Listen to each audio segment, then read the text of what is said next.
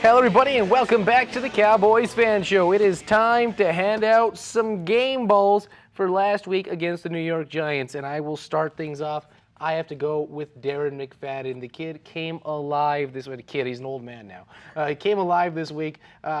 He didn't have that good of a game in his time with the Cowboys. I haven't seen anything like that when he was with Oakland. Last time I saw him look that good, in all honesty, that physical, maybe not the numbers, was when he was at the University of Arkansas. Tyler, who's your player of the game? I got to go with Predator himself, Dwayne Harris, with that back-breaking return for a touchdown. Dwayne Harris, former Dallas Cowboy. Jerry didn't want to pay him. Dwayne Harris made him play. Dwayne Harris, my MVP for this week. All right, my pick is a little biased. As an LSU fan, obviously you guys know that. But I went ahead and picked Brad Wing, the new punter for the Giants. He was originally drafted in 2013 to the Steelers, didn't do a whole lot with them, and now he's with the Giants, so that's my pick of the game. Time out.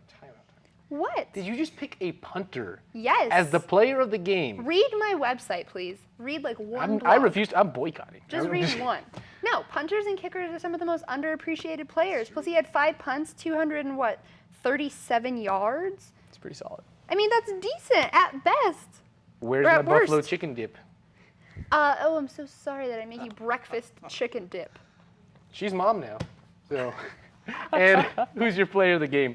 You know what, Zach, I'm with you. Darren McFadden, 152 yards, 29 carries. I thought the Cowboys, is he your back going forward? Joseph Randle strained oblique again. That might have been the same injury he had in training camp. I think going forward, it's Run DMC, or Darren McFadden. I think it is. They said they're going to have a heavy dose of Christian Michael. He gets 3 carries. I was kind of surprised about that, but with Darren McFadden having the game that he did, the offensive line looking like it did last year, running downhill, he looked fast, he looked shifty, he looked explosive. That's your guy going forward. Darren McFadden, player of the game. Again, we're dressed alike. We agree on the player of the game. I mean, Ed and I, we're on the same wavelength over here, brother. Thank you, Yes, man. oh yeah. Which means it's time to put the Giants game away and look ahead to next week against the Seattle Seahawks. It's time to give our predictions, and I will start things off. Dallas Cowboys 35, which these guys are saying is a little bit too much. Seattle Seahawks 42. It's going to be a high-scoring game, but I'm telling you, it's going to be a high-scoring game. But the Cowboys will not be able to pull it off.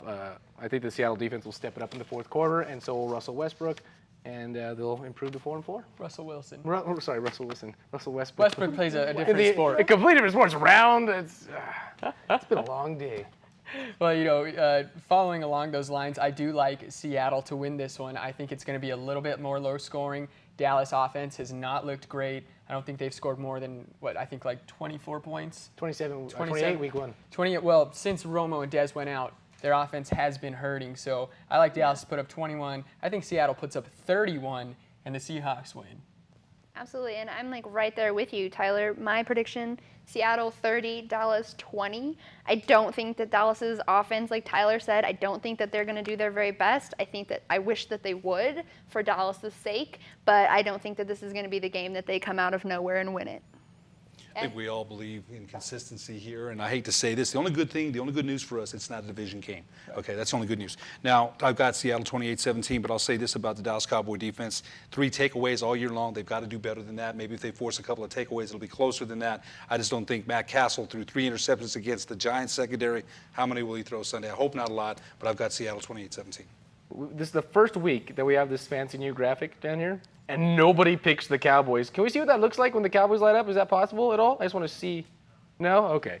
They didn't spell my name right either. They didn't spell your name right. Actually, we don't even know who you are.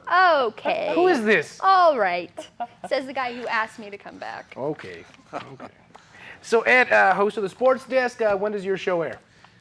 Wednesday afternoon, 4 p.m. A lot of times I'm at work, I don't see it. I hardly even see reruns of it, but I run into them once in a while. I know someone who does. Yeah. Kimbry, what about your website?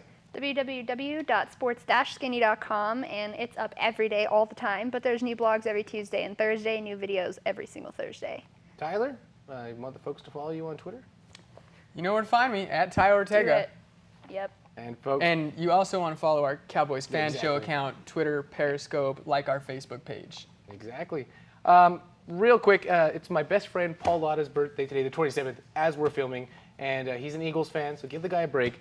But happy birthday, Paul, finally turning 23, and he's one of the very few people that are Eagles fans that watch this show religiously. So thank you, Paul, for tuning in. Like Tyler said, follow us on Twitter and Periscope, like us on Facebook, and if you see me on Tinder, she's going to say not to, but you should swipe right.